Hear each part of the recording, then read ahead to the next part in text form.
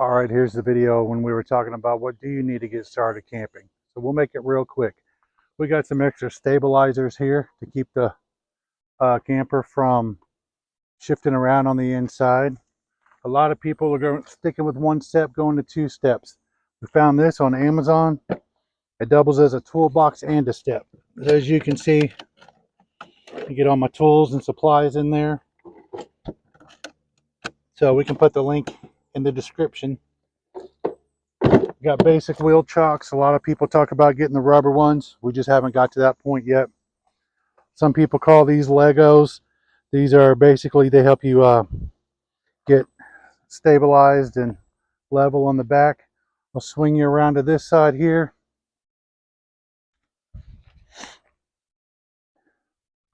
Our camper came with the 30 amp cord, so double check. If you don't get one, definitely get one.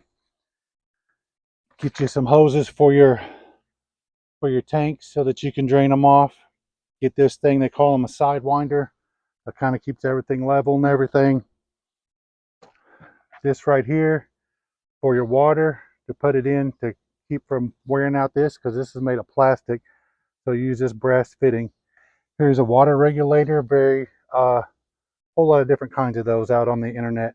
So get that and make sure you get a water safe hose to hook up. Lastly, we'll talk about getting some kind of water filter. And then we got a splitter here for if we need to use water outside of the camper. So that's pretty much about it.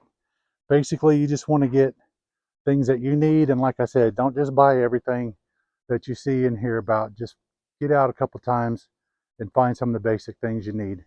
One other thing I forgot to mention is get you a level or some of the little leveling bubbles so that you can make sure that your camper is level when you get to your spot.